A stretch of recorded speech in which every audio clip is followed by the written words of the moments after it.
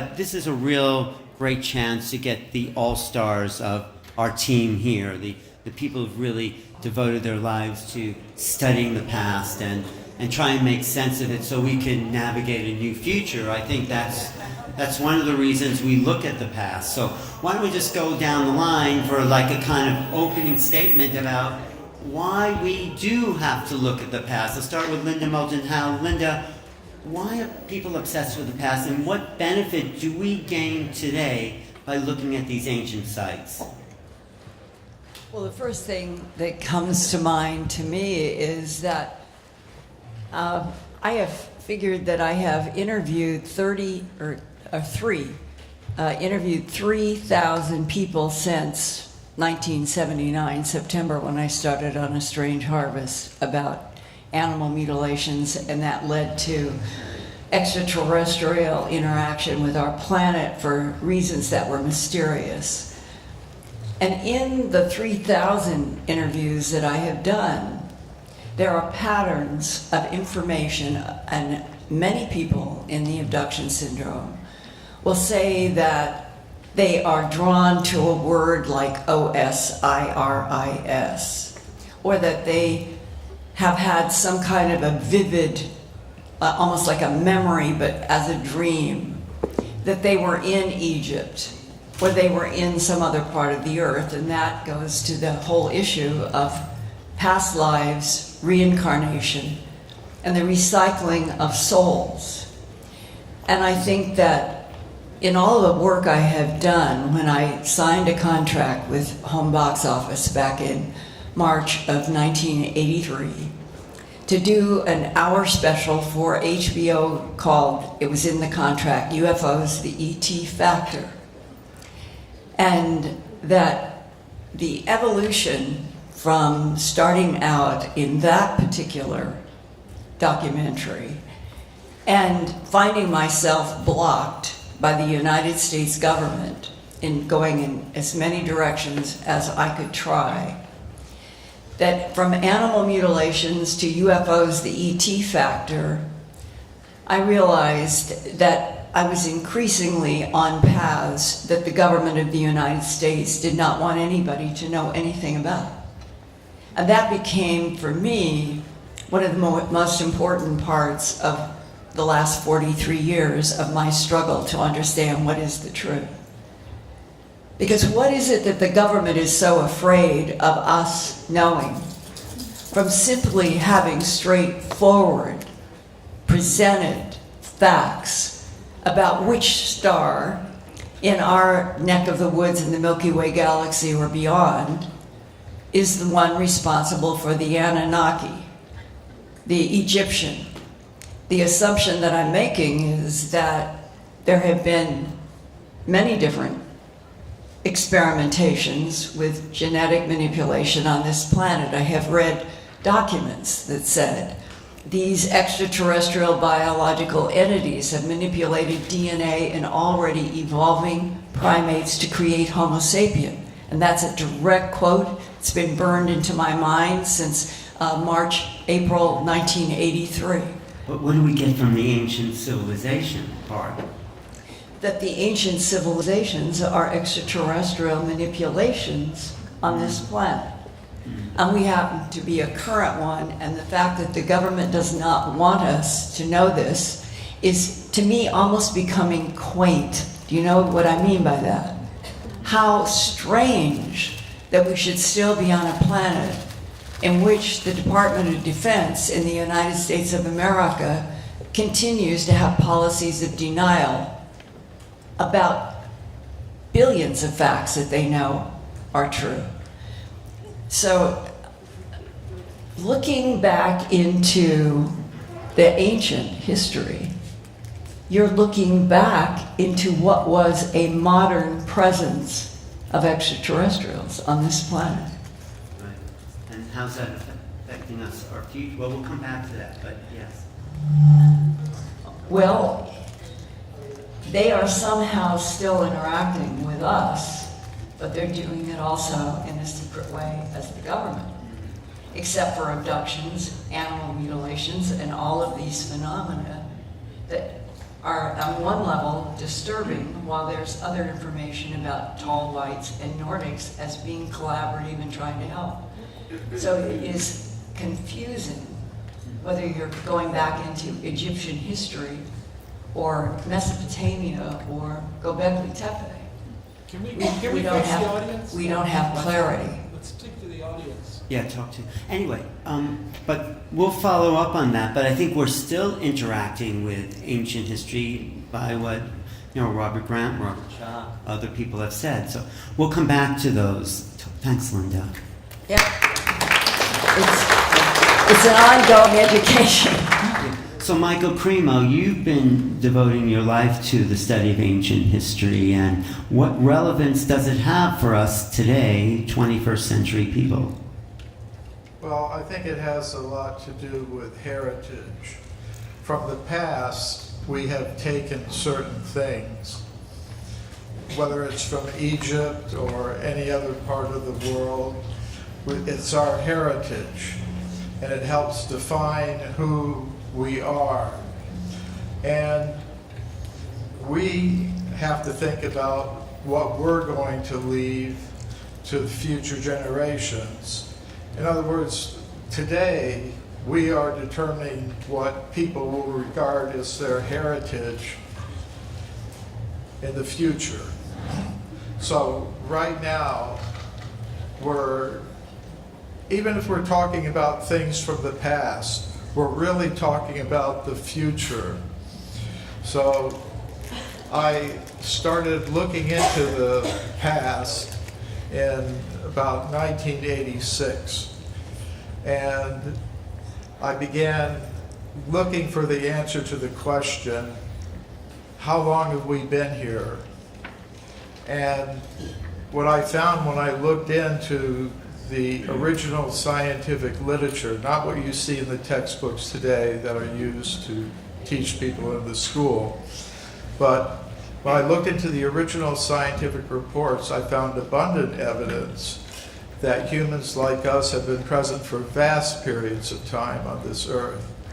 And that says something about our origins, because now we're told we're simply machines made of molecules in competition with each other for survival. But the modern scientific picture that tells us that has nothing to say about consciousness. And consciousness is something we all experience. And that consciousness is, now we're told it's a byproduct of matter. If you organize matter in a sufficiently complex way in the brain, it'll generate consciousness. So we're told as conscious, intelligent, personal beings, we've evolved up from matter. I don't think that's the case. I think we're originally beings of pure consciousness that have devolved into the world of matter. So I was really amazed. I wrote a book called Forbidden Archaeology, which is about stones and bones. And I was really surprised. I started getting invitations to speak at gatherings like this, and UFO gatherings. I was wondering, what's that got to do with archaeology? Well, that's the question, yeah. But the link is hidden knowledge, knowledge filtration, whether it's in the field of UFOs or paranormal research or others. There's a filtering going on. Yeah. And I think the reason is that if people, through their monopoly in the education system, are able to define our identity as purely material beings, then naturally our goals, our values, our objectives in life will be consistent with that. And that means we work hard to produce and consume more and more material things, and that generates wealth that goes into certain pockets who have power, the 1%. And they are trying to make the heritage of this planet purely material. And that marginalizes people like you who are sitting in this room. You're considered to be the outliers, Right. the marginal people. You're not in control of the whole society. And there is an extraterrestrial element to it. I think there are hundreds of thousands of human-like species scattered throughout the cosmos. And many scientists are beginning to think like that now. So the heritage I would like to leave is a heritage that leads to a consciousness-based picture of reality, where we solve our material needs, we satisfy our material needs in the most simple, natural, fair, and efficient way possible, with justice for all, and put most of our human energy into developing the resource of consciousness. And I think that's why there's so much resistance to this sort of thing today. I agree. I totally agree. I think most of the people on the panel here agree, maybe most of the people in the audience, that consciousness is primary, and that if we have a legacy that's just filled with non-consciousness, then that's their story, the narrative of who we are. And what you said is that we need to become more of a voice of consciousness in the world community. One thing I was just thinking as you were talking is that at some point we're going to be considered the ancient civilization. That's a little scary, isn't it? When they dig up New York City and it's like all that. It's like, what? So anyway, but Robert, you put so much time and work and effort in trying to contemporize the past and bring it relevant, but what can we take away from what you're saying about Egypt and the past and the hieroglyphs and into your interpretation, geometry? Well, first of all, I think that history has a tendency to repeat itself. And I believe everything that has been said here. I think the first mistake we make is believing that the universe is material. Yeah. I don't believe that it is. It's mental. It's the core principle of mentalism that starts to unlock a lot of the mystery that we all experience. And I really like the quote from Max Planck that was already referenced by Dr. Schoch. There is no matter as such, right? All we can conceive is that there is an intelligent mind behind all that is. And when I start thinking about it, it's easy to devolve and to start feeling like the world is happening to me, that I'm trapped in some Metatronic distortion, right, or a daisy of death. And I turn to a very ancient Chinese proverb, which is, the man who blames others has a long way to go on his journey.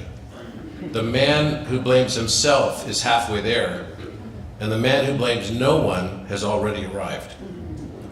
I'm going to remember that next time I have an argument. Thank you.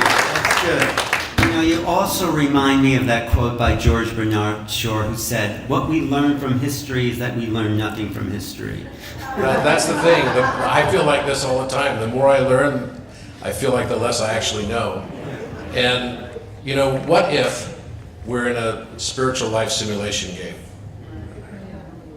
And if we are, then you could start to think about, okay, if you're going to create these things where there would be these separations, like octaves of music, that would be separations of dimensional frames of perception. And we probably wouldn't choose the easiest path. Now, we don't experience the world as it is, we experience it as we are. We all experience the world around us with observation bias. And so when I start thinking about myself, and I have some friends who are highly competitive, and I say to them all the time, well, if you had a choice and you could come to Earth, would you choose the easy path? If you're a mountain climber, would you want to climb, the hill behind your house, or are you going to want to climb Mount Everest? Are you going to want to learn through the suffering and through the challenge? Because maybe we come here to learn through the opposite experience of what we came here to learn. If I'm here to learn unconditional love, Maybe the only way I can really understand the unconditionality of love is to experience over and over and over again conditional love. And maybe if I'm here to learn forgiveness, I actually need some of my friends in this other realm to come here and do me wrong so that I can have people to forgive. Okay, that explains a lot. Thank you. Forgive me. No, but I think you're right. I think probably that's the karmic lesson. I believe that we create, it's not a matrix, it's a creatrix. And we have a lot more power over it than we know, and we're now on the verge of opening up to that higher understanding and awareness, and that is the ascension. That is the portal to ascension. Wow. Thank you. Okay, we'll go to the woman sitting at the other end of the dais here. Well, thank you. And I couldn't agree more with all the people that have just talked, especially Linda. And Alan and I have been recently talking. I said, forget completely the whole idea of, we'll say, evolution, as Charles Darwin and even beyond that has said. I mean, we definitely have come, and even giraffes. I often use the idea of the giraffe. Do you really think his head got to be taller because he kept reaching higher and higher trees? I mean, come on, give me a break. So, I mean, it definitely has a higher source of energy, whether it's physical beings, so to speak, dropping us off or dropping the animals off. I mean, we had Noah's Ark. Obviously, they were taken, preserved for a while, and then brought back, or something happened because of floods. Anyway, there's definitely a cosmic dimension to life as we know it. In fact, we're sitting right now in an area, well, I'm going to say San Diego, where there was mastodon bones. How many people know that? The mastodon bones, almost 130,000 years old, and they were found when they were digging up a freeway or making a way for a freeway, and they saw that those mastodon bones were placed by intelligent beings. Now, it could have been Neanderthal or who else was living here at that time, but I'm just saying there's no way you can deny, even right here in San Diego, that there wasn't intelligent beings living here 130,000 years ago. And there's an equivalent thing going on in the area of the Savannah in South Carolina as well. So there's a lot, and that's just in this country, right? And then you can go down, we've gone down to places in South America. There's Pedro Ferrada, where they've done acid-based technologies, and they've seen 50,000 years ago, and also in another place in Chile as well, 50,000 years ago, where there was actually definitely civilization. So we really do go back. But with that said, there are cycles, and I think the cycles is extremely important, especially because we're going into what's the 2025 going on? You didn't say it, but that's the next height of the solar cycle. It's coming very, very soon. Something to watch. Australia actually has been counting how many solar flares we've had every month, and it's really... Most astronomers have been instructed not to say too much about 2025. Yeah. Anyway, and he didn't say anything about it, but he just alluded to it. Anyway, lots to look forward to. I'll pass it on. Go ahead. Wait, so JJ, I have a few questions. But first of all, you've said in your book, Keys of Enoch, that the sun is a variable star. Meaning what? Because I think it fits in with what Robert Schoch said. Well, it means that it's not any type of stability or the paradigm that we've had until recent times with now the knowledge of corona mass ejections suggests that we're in for some roller coaster rides. Yes. But going back to your initial question, archaeology presents really time capsules of the universe encoded in human imagination and human artifacts. And I've had the privilege to work with some of the best scientists in the world at Stanford Research Institute. Many of you don't know this, but the top scientists at SR in Northern California years ago did the studies of the Sphinx, found that the sides of the walls of the Great Pyramid were divided. There's 8 sides to the pyramid rather than 4. And we did a lot of paraphysical remote viewing of underground chambers in the Great Pyramid. This is in my book called Mind Dynamics in Space and Time, written with Desiree and the late Elizabeth Rauscher, who wrote 450 scientific papers and would have got the Nobel Prize had she lived in the recent awardings of the paraphysical and the paranormal. Bottom line here is we're in for a quantum change, and everything is going to change quickly, and I honor my colleague Robert Schoch. We did a paper together years ago, and we've, as independent scientists, have disagreed with the establishment. But in short, I did a study of the music of the Great Pyramid. And as you can see by this one picture, Desiree can hold it up. This is the King's Chamber, no, the Grand Gallery. The Grand Gallery of the Great Pyramid, at a certain frequency, between 428 and 432, it turns into a golden light through a standing column wave. That's emitted. That's an actual study. And we discovered when we were there back in the 1990s that even the Egyptian guards began to dance with us on top of the Great Pyramid. They were so excited. Here's another picture. A very rare picture. You'll find that the Egyptian guards will actually dance with you because they feel the most music coming up from the vortex of the pyramid itself. So there's a whole musical strategy. The music keys of the Great Pyramid, as Mr. Grant suggested, is a key really to something colossal in scope. I disagree with some of the interpretations of Christian graffiti, and I remember back in the 1960s, was when I was there, the Egyptians were cleaning the interior of the Great Pyramid because of graffiti the century before. So we have a lot of cleanup to do. So don't be misled by external features on the walls, because every cotton-picking group in the Middle East wants to put their sign of Horatio Alger on the walls. Even Khufu, right? But anyway, verbum sapientis sapiens, which means in Latin, let the wise speak. Okay. Well, thank you, JJ, Dr. Hurtak. Thank you for your comment. Robert Schoch, your work is really foundational to the whole field. Stand up because you're not tall enough. Yeah.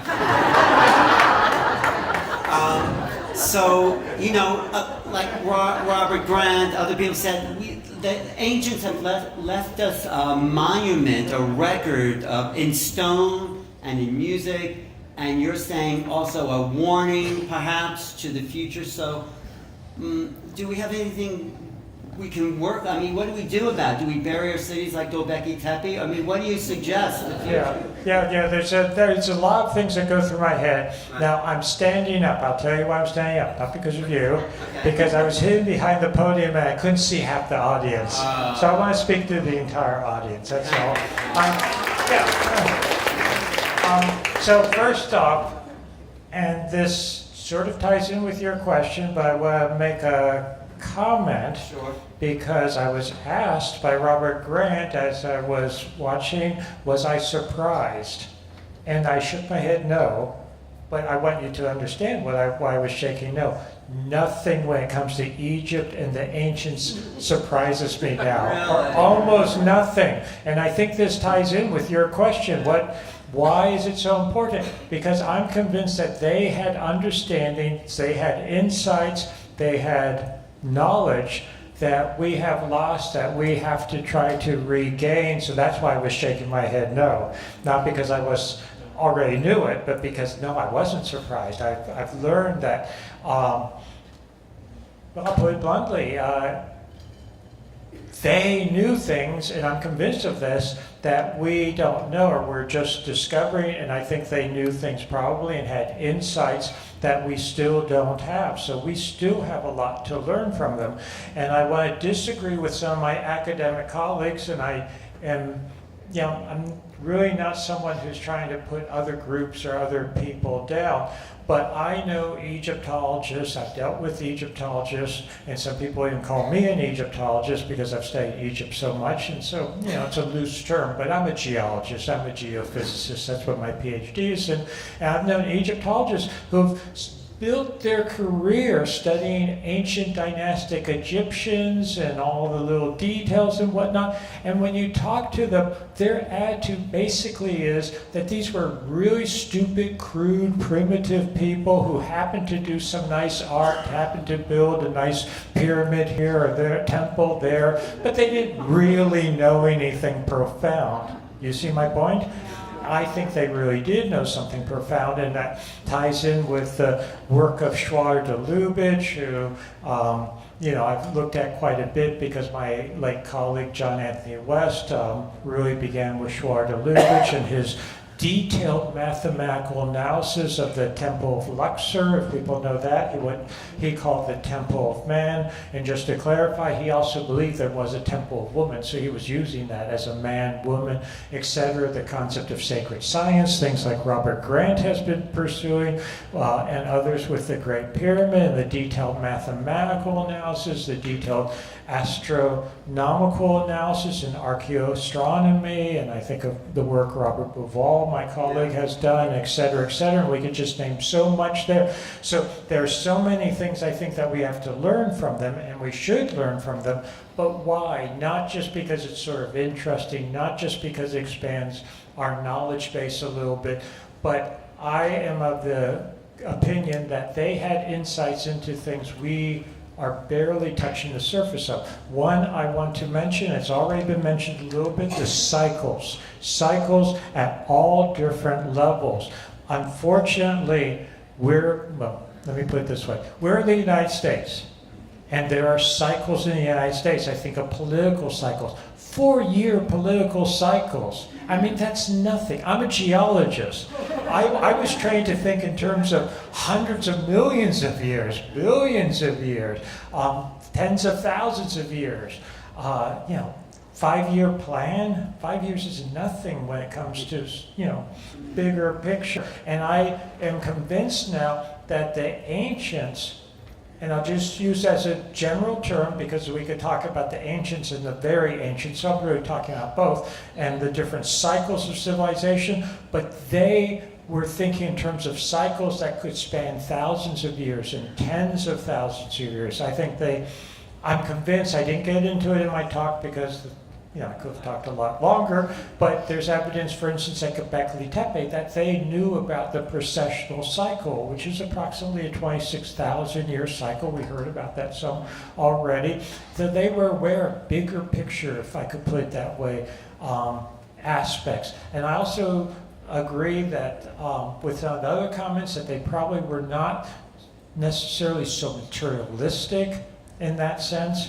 But more spiritual, conscious, that was important to them. I have to admit that I was trained in part in sort of, there was one aspect of archaeology when I was an undergraduate, graduate student. It's basically materialistic. Everything had to be materialistic. So I'll give you a quick example that we couldn't have civilization until you had the material goods for civilization, which means you had to have agriculture and domestication, and you had to have counting so that you got people making money so that they could store goods, and then they could have a king and he could pay artisans. Do you see my point?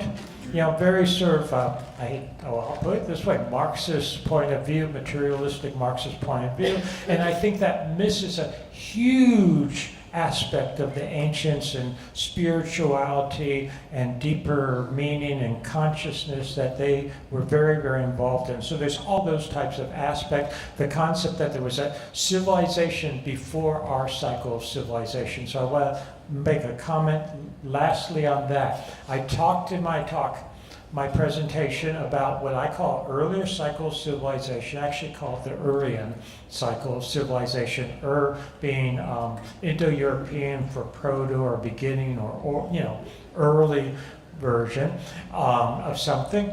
And that ended, I'm convinced, as I pointed out, 9700 BCE or thereabouts at the end of the last ice age. Why? Because the cycle of the sun and solar activity, and as J.J. Hurtak has already mentioned, that the sun is not as stable as we have tended to believe for the last few hundred years, and this is really a modern concept that's just starting to take hold in the scientific community. That's a star like a lot of other stars.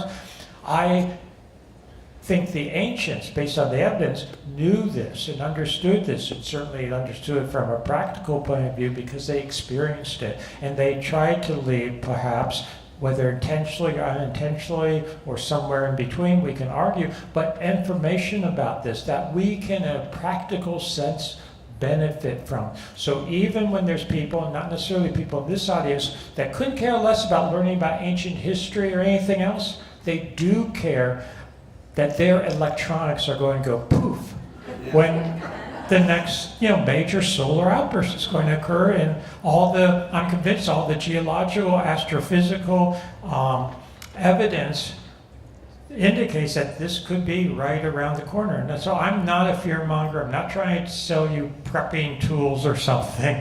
But I think that there are very, very, very, very practical things we can learn from the ancients, studying from the ancients. And as Alan said, we're someday going to be the ancients. And do we want them to look back and say that our total society and civilization was devastated, even though we had the warning signs, even we were starting to learn from the previous cycle how we might be able to survive it?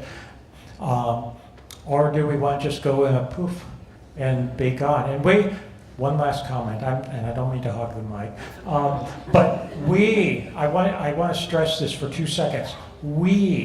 I'm speaking on microphone. Things can be transmitted around the world. Satellites, electronics, all the iPhones I see in the audience, etc. Those are so vulnerable to what I'm talking about, solar outbursts, even minor solar flares and that type of thing. If we have anything close to what happened at the end of the last ice age, we're gone. If we have anything close to the Charlemagne event, which was much smaller in the 8th century of the Common Era, just 1,200 some years ago, our modern society, our grid system will come down, etc. And one last comment, where do we get so much of our energy in the modern world in certain countries? Yeah, there's all kinds of energy sources, but one I'm thinking of is nuclear power plants. They will be devastated, and so we're just exacerbating the issues. So anyway, enough. I don't mean to be depressing, but you asked the question. What do we learn? Okay, go ahead, respond, and then JJ. Could I add? Yeah, go ahead.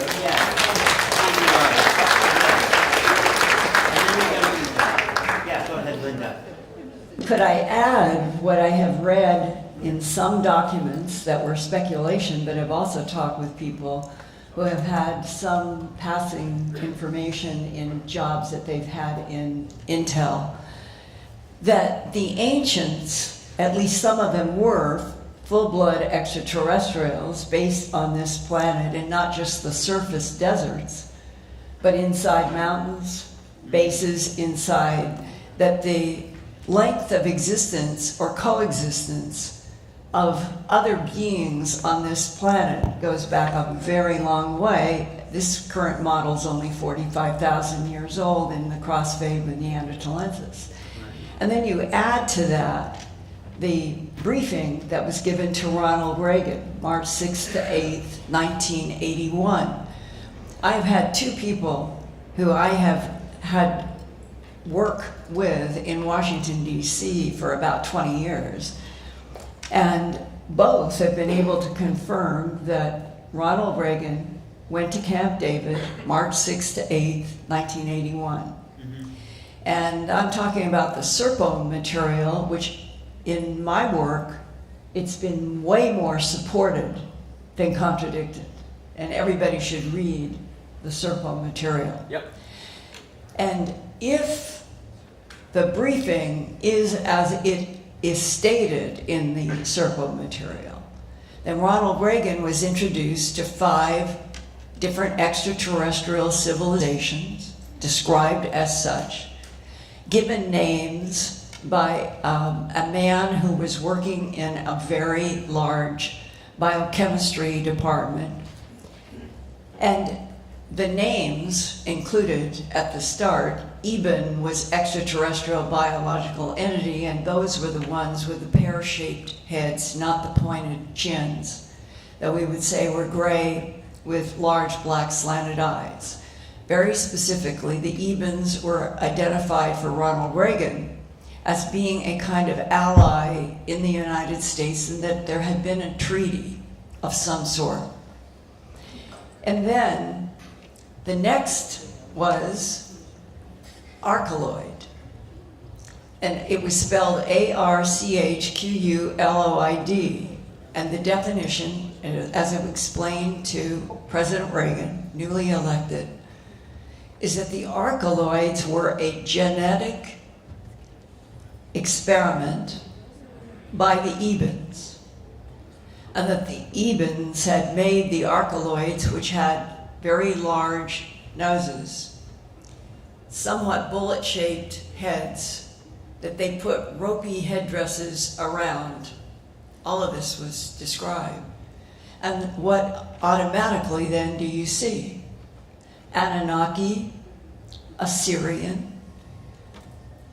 You go back into the history of our planet and you add the Ronald Reagan presidential briefing, and you realize that what Casey, the new head of the CIA, was trying to do was to give a broad landscape to the new president of the United States about the fact that extraterrestrials are the ancient civilizations on this planet, that extraterrestrials are the producers and creators of the pyramids, that we are babies in relationship to the list of extraterrestrial created species, of which the Ebens were number one, the archeloids, the quadloids, 4 fingers, and they were supposed to be a combination of something like lizard and possibly insect. There was, the 5th one was the tronoloid. And that was the first in public description, March 6 to 8, 1981, of an insect civilization that is a tremendous threat to this planet. They want Earth and they don't want humans on it. Those sound like very dramatic words. I've had more than one discussion with people currently they say that the tronoloids are a major threat, and without the tall whites and the Nordics, we would have been perhaps annihilated a long time ago. Now, why I said all of that is those 5 in the Serpo and being introduced to Reagan. Yeah. What was being introduced to Reagan is we humans really are babies on this planet in comparison to civilizations from other places in the Milky Way galaxy and beyond. That are still in control here. That are still interacting, Right. and that we must become educated about what is the truth in the history of this planet that is extraterrestrial first, and we come later in what would be genetic experimentation, the manipulation of DNA in already evolving primates to create Neanderthal, Denisovans, and Homo sapiens. I think JJ has a response. No, Desiree has a response Yeah. to that, and then we'll continue this. So I like to try to pull both sides of the panel together. So someone said earlier, and they're right, Dr. Hurtak also says it in the keys, that this planet has in the recent times been in a state of quarantine. Now we all know what that means, of course, but it's really quarantine from these extraterrestrials that had in the past, as Linda had just said, had free reign over this planet. You go back to Genesis chapter 6, if anyone's biblically orientated, or the ancient book of Enoch. And they said that the people on this planet had relations with the sons of God, and those are not gods, but the sons of God. And they created giants. They created beings that were we'll say, destroying the earth because of who they were. And so the book of Enoch actually says there was a flood, which is very interesting, to go back into what Linda's trying to say, the certain kind of position of the genetic code that needed to continue on this planet. So this is biblical history, actually, ancient history in terms of what we've been told, but no one takes it seriously.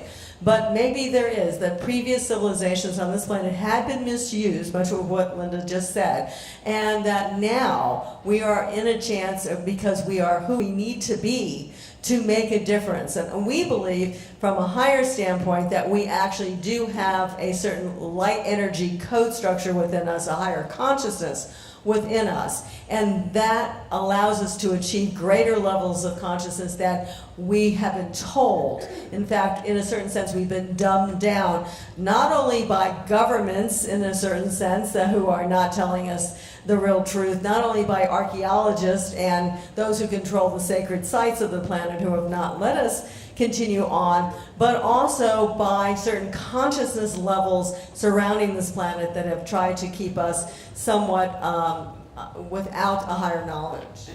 So this is the age of synthesis. And to bring these two disciplines together, archaeology and we will call space science or off-planetary cosmology, we just simply have to look at the facts. Before Giza was called Al-Qahira, which means Mars or the spacious one. I was one of the first to release documents from NASA archives of the pyramids on Mars that have a unique relationship mythologically and physically with the pyramids in Egypt.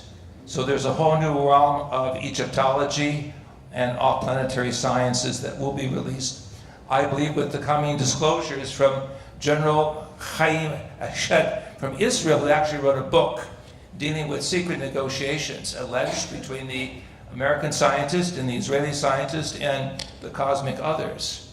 Whether this is for real or not has to be determined by the experts. But nonetheless, Egypt is an archive not only of human history, but I believe also as a capstone of knowledge of the higher dimensional worlds. Yeah, well, it's so interesting that here we're talking about ancient civilizations, but we keep coming back to extraterrestrials. It's like we sort of think we have two topics, but they're really the same. It's really a whole kind of unification from the past into the future, because we are going to be visited, we are being visited, and maybe some of that old knowledge has been left in stone, in music, in lineages. So, Michael, Cremo, do you want to address that? Beings that left the past and their connection to us now, and was there a message in the past for us? Yeah, I think people tend to want simple explanations. Yes, I do. Either a simple evolutionary account, a simple extraterrestrial account, or a simple religious creation account. I think all of those three things are involved, but in a very complex tapestry. I think there have been universal cosmic wars where you could say the darker forces who want to control and dominate everything have conquered the universe, including the Earth. But there's also an element of some cosmic conscious being who is basically motivated in a good way that balances things out eventually. And there is a kind of evolution that takes place, but it's more an evolution of consciousness than that. And this is reflected in these ancient cultures. If you look, back a couple thousand years, most of the civilizations on Earth, if you look at their art, their temple carvings, their literature, they were in regular contact with extraterrestrial beings. So I think that's part of the story, a big part of it. And some of those extraterrestrial beings do not have friendly intentions. But I don't think we should be a victim of cosmic paranoia. Okay. Well, we have the possibility of a great future. I mean, Robert Grant, you just showed us how the ancients left a code in stone for a possible awakening. That's what I got from you. And it's still there. And so there are good beings that have, maybe they were aliens. What's your opinion about the alien Egyptian cosmic? I can only speak to my own personal experience. I had two experiences. One when I was 11 years old. I lived in this forest called Rendlesham. Really? In 1980, and the day after Christmas, and then the day after, 2 days after that, I had an experience, and I never really talked much about it. I remember I was digging a trench in my backyard for my father, and I was like incredibly focused on getting this done. I don't know why, but it was like a 50-foot long trench, and it was raining earlier that night, and I went out just to make sure that it wasn't all muddy, because I'd spent the whole day digging this trench. Now, England is not the worst weather at that time of year because, you know, it's kind of crappy all year. So I went out there late at night, and I had an experience, and I saw, because we were butted up right up against that forest, and I saw lights, and I remember telling my parents about, I saw something back in the forest. So that was my first kind of experience, and I didn't really remember it that well. Did you ever My talk- father was in the Air Force, and he was involved in the whole. Rendition bar. Mhm. Yeah. And so it was right up against Brentwater Air Force Base. But then my next experience was in 2017, and I went to Egypt for the first time, and I was asked by Nassim Haramein to give a presentation to about 200 people who were into math and physics. And I presented math as a language. Some of the people here in the room were there that day, and I was supposed to give a presentation. I thought it was going to be kind of boring to talk about math. And I speak 8 languages fluently, and I learned a method to learn language then I applied that same method to mathematics. And it was novel. I figured out how to learn languages fluently within about 3 months. And I mean, like Korean and Japanese and Chinese, tough languages for English speakers to learn. And so I applied that same principle, and I presented my findings of that in short, the numbers are like nouns in this language. The mathematical constants are the verbs of the language. Applying an ing is like implying an incomplete action or applying a gerund to a noun that then makes it into a verb. And then learning the conjugation is critically important. And then circles that overlap and intersect form all of the sentences of this language that then form the syntax of geometry. And I presented this to 200 people there, and I was stunned at the end of the presentation because about half the room was crying. After 4 hours of a math lecture, that was something I didn't expect. I thought maybe they'd be crying, but for a different reason. And that night, we laid out, after we went to the King's Chamber, we had all 3 pyramids open for us. And I was laying out on the rock, outside the Giza, complex, just right in front of the Great Pyramid, and we were looking up at the stars, and we noticed that there were about 75 ships above the Giza Plateau. At least. Yeah, Adam was there, and we all saw it. And then that night, they were like doing formations. And then that night, I was visited by Arcturians. Did they implant some other code like? By the way, they love math. They do. Arcturians love math. They're like big time. They're like spiritual mathematicians, you could almost say. They call themselves the Jedi, right? Jedi, Shaddai, same type thing. Were you upgraded, you feel, because and your work in Egypt affected by the? Very much so, very much so. And then they told me that there were several hundred people that came down about 13,000 years ago. What our reckoning of time is not what it actually is. What do you mean? The time not only cycles but has a looping aspect to it. That it's like when you fire a photon into a torus, into its edge, it will actually eventually loop back on itself like a boomerang.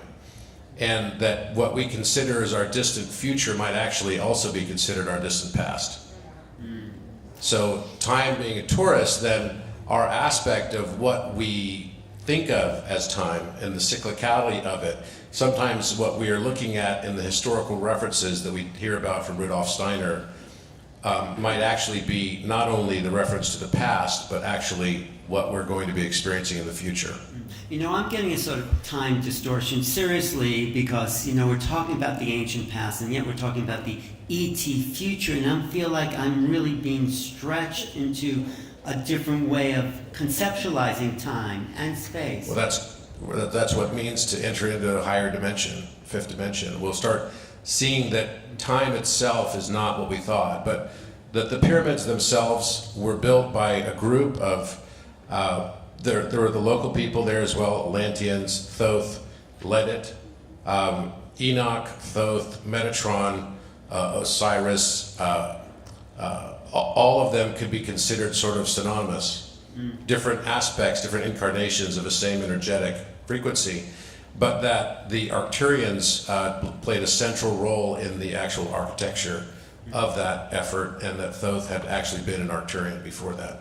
Linda, yeah. Yeah, it is fascinating that Benji in Melbourne, Australia, was presented this concept in his mind when he was in communication with the tall white, that time, as we assume that time moves like an arrow, always going forward and straight. But in fact, the tall white showed him that it is more like a boomerang, exactly as you said, and that this would also explain things go in circles and cycles, and Benji and I were talking about something that comes up and has with an aerospace engineer I've talked with about this, that the tall whites, in order to solve problems, they have the facility of being able to have a problem in front of them mentally. And how they do this, I cannot explain, but the description has been repeated by enough people that I think this is true.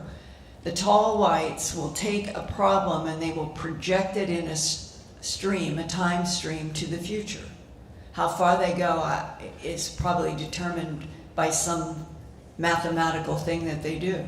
But then they bring whatever they find in the future and they go back equally past the problem in the past. And that they can go past and future more than once, moving, and then they come to the present and they have the answer for the problem. I feel like that today. And I think that that is an insight into the difference between the advanced civilizations that probably have been the ones hybridizing and manipulating DNA on this planet for a very long time. What are their true agendas is the big unanswered question. But how they relate to time, as an aero engineer said, when I work with a tall white, shoulder to shoulder, at a big aerospace company in the United States, he said, you realize that they have the facility, as that one quote today, of something, a human that would have 5 Cray supercomputers for a brain. Right. And that their analysis is always going to multiple points in time. And that is a key to how they interact with this whole universe. That reminds me, as you were talking, that everyone here on the panel, and probably a lot of us, are discoverers of new truth. You know, Robert Grant and Mike Creamer and you, and the Hurtaks. It's like suddenly you come upon something new, and it's like, well, I was going to go to Robert Schoch because you discovered a whole new field of geoarchaeology, but I'm interested in your personal point of view. When you made these discoveries about the Giza Plateau and water weathering and the ancient past and what you're putting together with the solar flares, did you feel as if the past was talking to you directly and away from your academic kind of mindset? And it's like, oh my God, I'm discovering something that no one has seen before. I mean, that's kind of exciting. Yeah, it is kind of exciting. Yeah. Yeah, and I would agree with you to a certain extent that I do feel that way, but my basic, and it's, how do I want to say this? It's not always been an easy path in academia and to go against the grain, that type of thing. So yes, it's very exciting for me on the one hand, but there have been many cases, and I'll be very honest, where I've wanted to walk away from it and take an easier path. And I would remember, especially early on, when I was starting to get involved with the Sphinx and all that quote crazy stuff, unquote. I had many more senior academics counsel me and say, well, why are you doing this? You've got your own specialty, you've got your own field, you could be, you could just do the classic standard role of making a few little contributions in science. In my field, geology specifically, I was trained an expert in certain groups of geology, certain fields in geology, one of them being Eocene rocks in the Eocene period, which may Eocene, not technically, but the Eocene, which may not mean a lot to many What's people the word here. you're saying there? What? What word is it? Eocene? Eocene. Eocene, which is a period, the height of the Eocene was maybe 45 million years ago. So it's a period of time in geology, and I knew my fossils from that period left and right, so to speak, et cetera, et cetera. I could have had nice projects working on fossils from that time, which all of 10 people would read every paper I wrote. Your discoveries. Yeah. I mean, that's the. Yeah, that's what I'm getting to. So I could have made my name and my career and been promoted in academia, working on this small, safe field, but instead I got involved in all these controversies, which is high risk, and this is where I'm coming to. High risk because if you're wrong, then you're the total laughingstock. If you're right, they try to go after you for a while, but hopefully eventually you'll be vindicated, and then, it was all worthwhile. So thank you. So hopefully I'm feeling now, maybe I'm being vindicated a little bit. Thank you. So that's very exciting. So it's in a way, not to belabor your question, but in a way going through this path, for many years, it's not like I look and say, oh, I'm making this great discovery, isn't this wonderful? No, I was worried that I was wrong, number one, because so many people were telling me I'm wrong.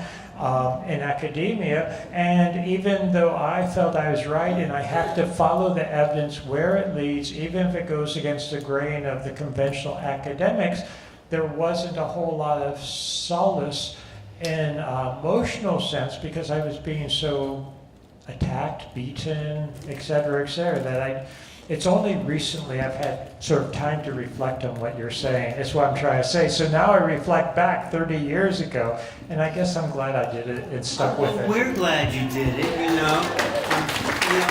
Thank you. Yeah. And I just want to say one thing that John West used to call those academics quackademics. Quackademics, all of it, the government policy of denial. It's because reality has been classified since at least World War II. Yes. And before. That is what we are up against. That's why we're revolutionaries. Reality. And that's why we talked to Dr. J.J. Hurtak, whose book Giza Industrial Complex is about the actual power that they had on the Giza Plateau and throughout Egypt. If you go to Dendora? There's the ancient light bulb there. So, because there's no smoke markings in any of these old chambers, the pyramids. Ellen, it was more than that. It was the finding of the saltwater battery. Yeah, talk about that. Well, some of you know of the late, great Dr. Patrick Flanagan. Yeah. He said the evidence of the saltwater battery mentioned or mastered by the ancient Egyptians is the energetic Rosetta Stone that brings many of the missing pieces of Egypt together. So we've been able to find the use of the water hydraulics underneath the Giza Plateau. We've worked with energy alternatives. We've been able to explain this to the Egyptian government and quietly to other governments, small governments, that the Egyptian model is one of survival, economic prosperity, and great education connecting Earth with the stars. Well, it also shows that we have things we could discover from the ancients, like, you know, batteries that just require fresh water and salt water. But Supposedly there's a labyrinth. Yeah, okay. Supposedly there's a labyrinth that they've been looking for just south of the Giza Plateau, and it had 3,000 rooms in 3 levels. And the more we looked at that, the more it seemed it was a type of like almost like hydrogen energy battery system. And almost all the pyramids actually have some connection to the Nile. There's over almost 200 pyramids, but at least some really significant ones along the Nile. And I mentioned, I think it was last night, about we're with the shore expedition that discovered the tomb of Osiris, which is 100 feet down. We do believe that they were making and storing not only gases, but chemicals from their technology. And it's very simple. High school students could do this and create things like the Dendera light bulb. Especially with Egyptian linen. this is their book here, the Giza Industrial Complex, their latest book. But let me just, we'll wrap up. It's kind of been a long day, but it's just such an interesting, topic, and we really have the secrets to the past right here on this panel. So I just wanted to ask you, Robert Grant. Robert Schoch said maybe it was graffiti from the past when you talked about. Well, can you? Oh, someone said, yeah, J.J. Hurtak said, maybe what you were tracing wasn't really from the original Egyptians, and also the Alpha and Omega may have been from a later date. How do you answer that? Well, first of all, I remember when I first saw the Alpha Omega, the first thing that I brought Muhammad over, and I said, Muhammad, what's up with this? So there's an Alpha Omega on the rim of the sarcophagus. I said, you seen this before? He goes, did you make that? Yeah, I just chipped it out. It's dolerite. Okay, this is rose granite. It's 55% quartz crystal. Try to chip something into a piece of quartz. Good luck with that.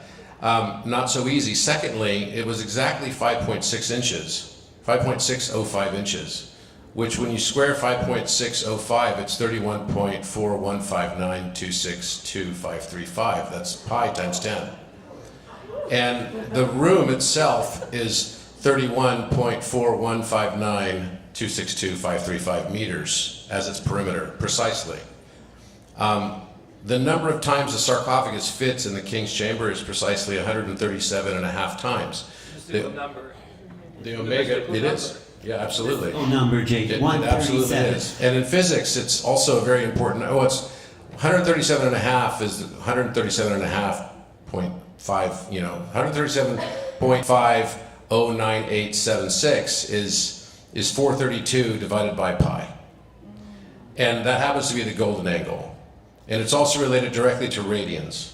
1 radian is 57.29599 degrees. And it fits, a radian fits 2.4 times exactly into 137.50987. Now, why is any of this important? Well, the number of times the sarcophagus fits in the king's chamber is exactly that number.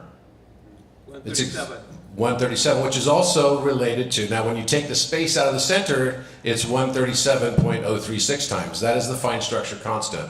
Fine structure constant is the electron coupling constant. For those of you that like physics, in the room you'll recognize that because it's the exact threshold energy required to have an electron either decide, well, not decide if it's conscious, maybe it is conscious, the double slit phenomenon would say that it is, but either it is going to emit a photon or it's going to jump to a higher valence shell and absorb it.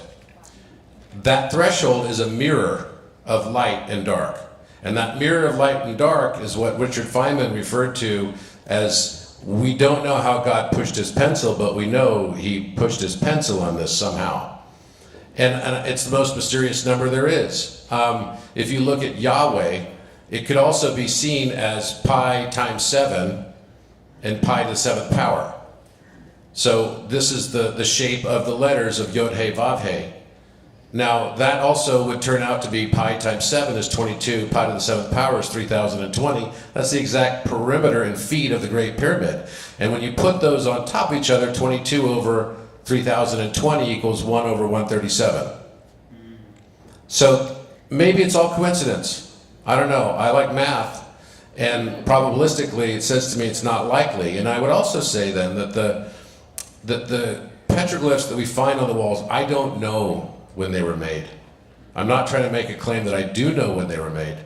But what I can say is this, is that they are etched with very, very fine etching. We not only found this same type of etching in Giza, we found it in Saqqara, we found it in the Valley of the Kings.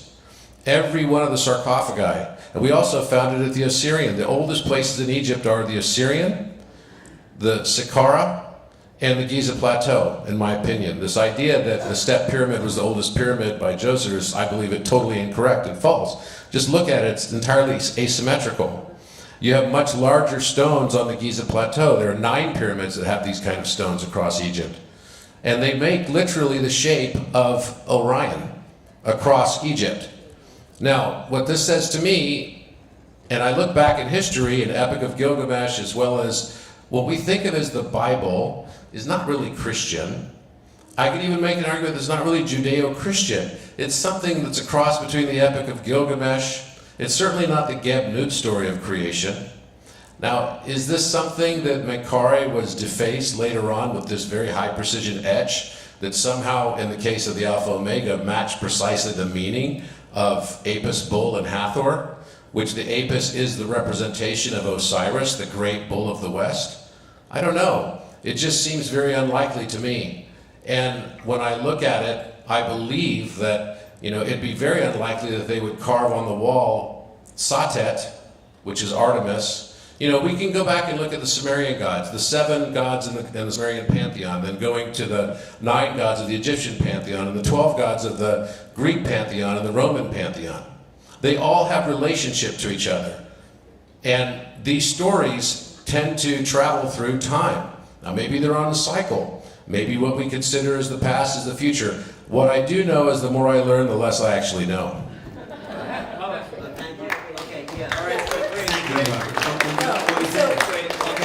Well, we're just going back to tie it all together, and it's interesting that the Keys of Enoch, as well as Linda and all of us, and many of the other speakers today, talk about the significance of Orion, which is the star shaft, as far as we're concerned, from the King's Chamber, points to Orion. It was known that the Osiris was connected with Orion. This is an ancient text.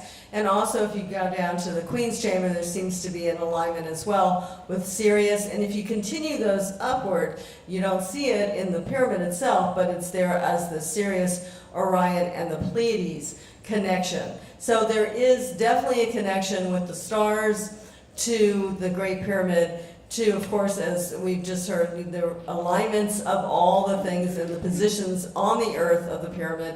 Definitely a sacred temple, a center, I believe, of all the 12 vortices that are existing around the planet, that are being opened and activated and starting to be understood today. So the Great Pyramid is the Bible in stone. So you find all of the mythological archetypes and etchings there. And I went to Egypt to study the Coptic language as a young scholar, to translate the Nag Hammadi text, which I did 52 of the 54 manuscripts. And what was interesting, the Coptic period was 600 years. They had excellent calligraphers, mathematicians that could easily have done the detailed etchings that the later Egyptian authorities have erased. And again, it's interesting in Robert's presentation, which I liked, the first part mathematically I liked. But I take issue with the calligraphy because I've seen other situations in other parts of the world. And this is what the 2 hands of God are also the 2 hands that wash and clean the walls. But we have seen the Alpha and Omega on the top of the sarcophagi. That's there, and we do believe that actually Egypt was Christian for several hundreds of years, we'll say. So that was maybe a good time when, instead of blowing up the Sphinx, which they wanted to do recently, right? Maybe the Christians just put an Alpha and Omega sign on there with the signs of Christ. Okay, so thank you. So to wrap up, I'm just one last question, because maybe after we can take, because it's kind of late. But, we're all here because we want to know. We're here at this weekend. There is some kind of portal to ascension. There's some kind of transformation. How best, Linda, can we go into the future as real human beings to create a future we want based on the knowledge of the past, based on the knowledge of all the secret documents, and what can we, each of us, do to make it a better future? Declassify reality. Okay. All right. Is that it? Okay, no, that's good. I mean, you don't have to say. It would be a great start.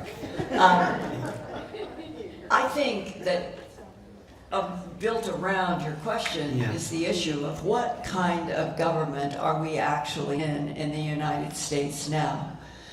It is not a government of, by, and for the people, but pretends to be a government of, by, and for the people. And behind the pretense is massive manipulation of this whole 335 million person country that is a leader in the planet and has been since World War II because we helped prevail against Germany, Hitler, and how many emergences of information that may not be considered absolute historical fact the way it's presented, but from my point of view is true, that when I was told that Hitler's obsession with the blonde, blue-eyed taking over the planet was because World War II, this is a quote, World War II was an extraterrestrial war fought through human bodies. And I personally think it is one of the most important sentences given to me in the last 43 years because I think I can say to you tonight that I am now convinced that extraterrestrials have been manipulating human history in a huge variety of complex ways. And that leads to the question that haunts me today on this very date. What is it that the extraterrestrial civilizations actually want from planet Earth? We are the product of everything I know of manipulation of DNA and already evolving primates. We are the current model. And from abductions and collection of sperm and collection of eggs, the ability to manipulate human minds, we do not have a clear truth on what the agenda is of all the different beings that are here. On the other hand, today I tried to present what I think is also a truth, and both exist, and this is how complicated it all is. That there are a tall white species and a Nordic species that have a vested interest in this planet and maybe us, and that they have collaboration with our government and probably with others. But where I am right now in April of 2023 is if this whole room and the whole planet is not told the truth soon, then we are operating as a blind extension of multiple power bases on this planet in which nationhood and the politics of nationhood are a game. And it's a game that they know how to control because the only thing that seems to be truly transparent is that money and power are really the only things running this whole world now. And that it doesn't really matter what is happening to humanity, when I think it should be the other way around. How do we ever change money dominating everything back to agape love for each other, which is not a Valentine, I think it is a truth. Well, that's why we're here today. And thank you, Linda Moulton Howe, for being here on the panel, for being Earth Files, earthfiles.com, or youtube.com, that's Earth Files. But we'll take questions maybe after, but thanks so much. Michael, I know Forbidden Archaeology, your work continues. What's your solutions to the future and the past and the present? If that's not too much. Okay. Well, just first of all, I'd like to say I've learned something from everybody on the stage here, and from many of you who I had a chance to talk to over the past couple of days. One thing we have to understand is that the powers that be are recruiting people from a young age. Yeah. Just like college football coaches, they go to high schools and try to scope out who's there. I remember when I was going to high school in St. Petersburg, Florida, because I come from a family that has a background in intelligence and stuff like that, I was recruited. I didn't sign the contract, and friends of mine were recruited to go into science because all these government agencies, they have programs for interning students, the brightest ones. So this movement has to be able to recruit people also. Well, I think that's why we're coming together, yeah. What, anything coming up for you? Any projects or books that you're working on? Oh, I'm working on a follow-up book to Forbidden Archaeology. It's called Extreme Human Antiquity. I hope it'll be out this year. Mm-hmm. Great. And what do you cover in that book? I'm just curious. Well, people would ask me, have any new cases come to your attention since you published that original book, which has become a classic, Forbidden Archaeology? Yeah, where you found old computer parts and things in ancient, like, past, or something. You found a lot of interesting things. Yeah. Yeah. Okay. So What did you find? A follow-up book to that. It's the manuscript is completed, but getting pictures of a lot of things is sometimes difficult. What's one thing you found that was inconsistent with what we know of history? Well, 1,000 things or more. Well, just give us one. But,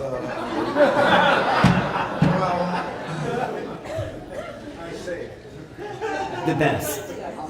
Robert Schoch was talking about the Eocene. I love the Eocene too. It's one You of my probably favorite know better periods. than me about it.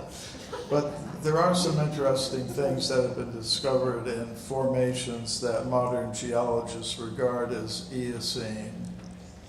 And one case that I talked about in Forbidden Archaeology and that I learned more about in subsequent years was the California gold mine discoveries, where in the 19th century miners came to California to get gold in places like Table Mountain in Tuolumne County in the Sierra Nevada mountains. And digging into these Eocene formations, they found human bones, human artifacts, obsidian spear points. And obsidian is very difficult to work with. You have to be very intelligent to do it because it's a very brittle kind of volcanic material. So these discoveries came to the attention of Dr. J.D. Whitley, who was the chief government geologist of California. He went out to the sites, investigated them, made some discoveries of his own, put the collection in a museum in California. And today the collection is in the Phoebe Hearst Museum of Natural History, of Anthropology, actually, at the University of California at Berkeley. And these things aren't shown to the public, not because they think, or at least I don't think they think they're suppressing true evidence, which, if known, would cause people to disbelieve in their theories.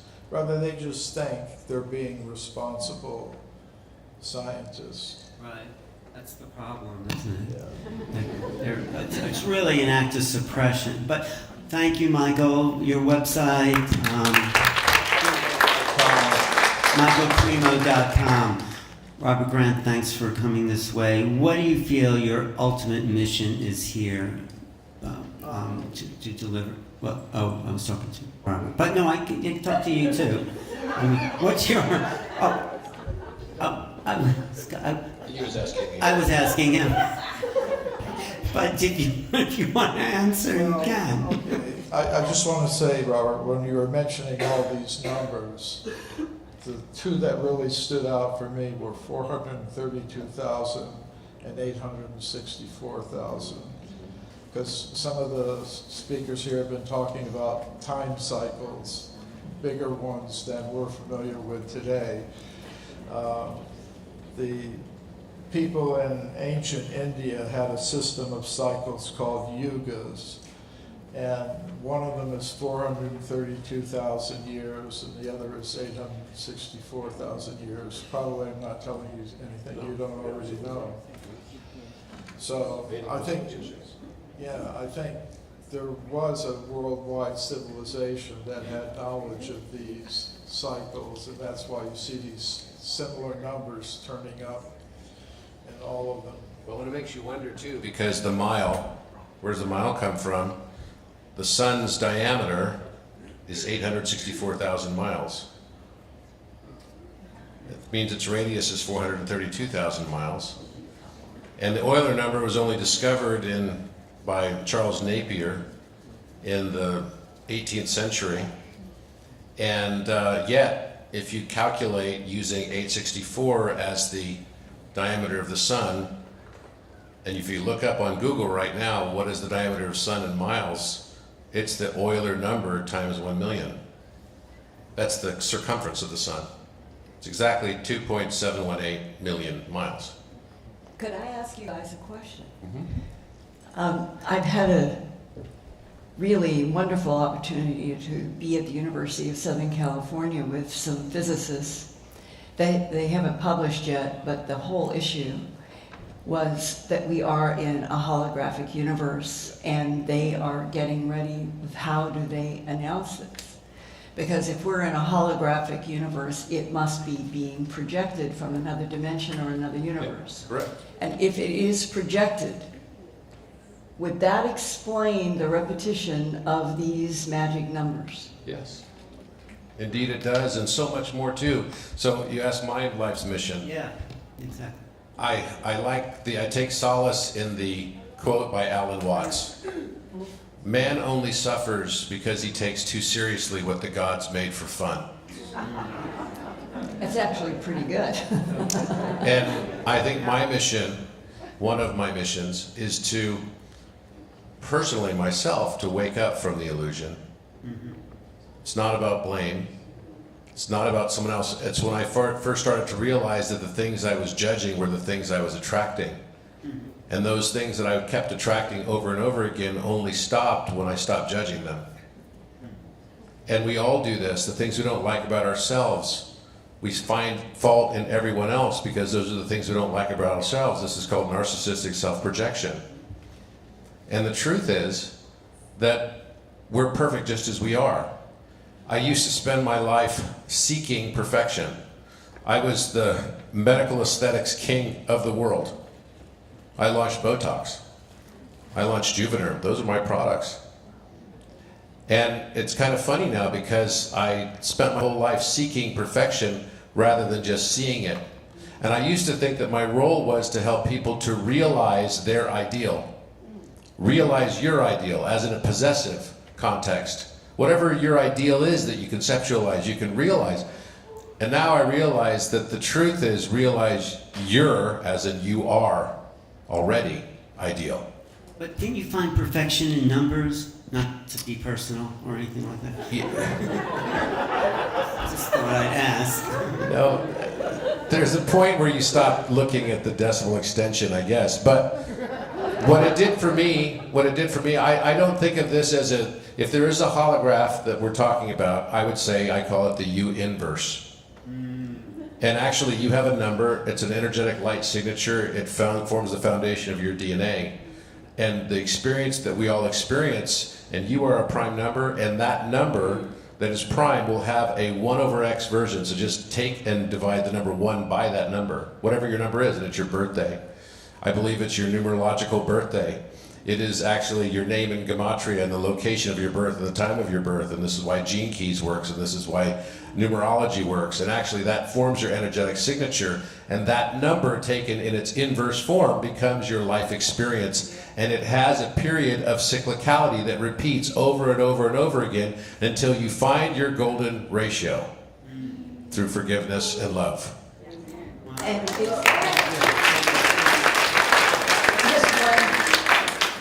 and isn't it ironic that if it is a holographic universe, it means it's cosmic reality that is classified, and who is projecting this universe, Maybe and it's what us. is their objectives, and we are still at that level. We are denied the truth of the reality of why this would But be a that's our holographic challenge. If it universe. was too easy, like Robert said, you would be out of a job, Linda. You're here pushing the envelope like a boulder And up thank the you for hill. pushing the envelope. I would like the truth, the whole truth. It's and nothing coming. but the truth. It's coming. You know, they Thank say, the macrobiotics say, the bigger the front, the bigger the back. So the bigger the lie, the most incredible truth that we have waiting for us. That's my feeling. Let me just turn to this other side. I think we're good over here. Right? Thank you. So, Robert, are we really going to be hit by a solar flare and be wiped out? That's been my question all night. Yes. No, I mean this seriously, because He's right, by the way. yeah, seriously, we will be. It's a matter of time. We don't know when. Something I have certainly learned from geology is that these cycles repeat. They've occurred before, they will occur again. There's really no stopping it. And that's the blunt answer to your question. And this ties in with the other question you were asking, where do I see myself, etc. I think we need to look at the evidence. We need to look at it carefully. We can't ignore it. We can't just wish it away, and this is one thing we can't wish away. All the evidence is that, yes, we will be hit again, and we should prepare. We should learn from the past. We should learn from the ancients. They have so much to give us, so much that we can learn from the past and apply that to ourselves in the current context, in this present moment, and going into the future. But we were given those past people were given warnings of... Yeah, they were giving warnings and What whatnot. warnings should we look for? Well, that's something that we have to learn. And that, for instance, and I'll give a specific example. I've mentioned the Rongo text, which may in fact give information as to exactly what are the precursor signs. If we can study it, really learn it, delve into it, where are the precursor signs before something hits. Because we're not going to stop it. Are you going to write can you tell us in a book? I'm working on it now. Okay. Yes, in fact, this is one of the projects I'm working on, seriously. Yes, Yeah. So I think we have a lot to learn, and we have to be able to face it. And what I've tried to do in my own research, academic, scientific career is to really look at all the evidence, not wish away or ignore certain evidence. I mean, there's all kinds of classic examples in the sciences where evidence that went against the grain, went against the conventional point of view, was just dismissed. It was, the cliches, swept under the rug or tossed away, etc., etc. I felt that when I first was working on ancient civilizations, my initial work on the Sphinx, people wanted to dismiss it. Oh, it's an anomaly. We'll just ignore it. No, we can't ignore anomalies. We cannot ignore anomalies, because sometimes it's anomalies that tell us more than anything else, and that's the threads we need to follow up on. So. Thank you for being here, Robert Schoch. You're right. Dr. J.J. Hurtak, your work has been so valuable in uplifting people, giving them hope, seeing the higher vision. How can we inspire people that, despite the flares that may be coming, how do we live for a greater future? Well, this is a great movement. We represent multiple disclosure conferences, and I look forward to working with all of our speakers, all of you, We're at a tremendous time. We are the avant-garde. We must be courageous, we must be truthful, we must be honest, we must never lose positive energy. I would like to simply say one of my favorite mantras is from Japan: may peace prevail on earth and in the heavens. May this peace prevail in our hearts, without which all of this other stacks about this and volumes about that doesn't move humanity an inch. It's the greater love of the divine and human partnership. That's the glory. That's the kingdom. That's the cosmic Christ at work. May we be blessed. Nice. Desiree, do you want to lead us in a peace prevail on earth, or is it too late for that? Might be a little late, but It's never too late for peace on earth. No, I just want to say that one of the signs may be the coming of cosmic intelligence in the heavens who know about what's going to take place on this planet or in this area. And I think they've been giving us information and help for the last, many years to grow us so we can be cosmic citizens with them together. And I think that that is really what's going on right now. I think many people feel that and recognize that. So that's why they're going to the sacred areas like Egypt. So anyway, but we need to go, these places, even if we do it mentally, because we don't always have to physically go there. For some, it might be very difficult, but to send energy and to connect with our cosmic counterparts. And I believe even on higher levels, because we believe we're going beyond not only the third, the fifth, the reason you can do past and present simultaneously with these aliens is because you're working the eighth dimension. That's the work that we were looking at with Elizabeth Rauscher. The eighth dimension will put you, like Vivian was saying today, you can put aspects of yourself into these other spaces and manifest or not manifest depending on what's needed. Anyway, lots to do. We're all part of the cosmic new dimension that's growing, and I think there is ongoing life. If we're talking about extinctions in the past, we're still here. We're going to be here. The cosmic dimensions are here to make sure we continue. And I do think, to conclude, that yes, we need to look to the past, but also to possibly the ETs making contact is the key I got there. But that is going to take us off this cycle of human destruction and denial. If we can really open our minds and brains, it's in the book, to make contact, then maybe we can create a new species of human beings and a higher consciousness that will bring us into truly a fifth dimensional reality of an awakened consciousness. Thank you so much. I'm Alan Steinfeld. Portal to Ascension, yes. I mean, it would take 10 years to really digest all the information we heard here today.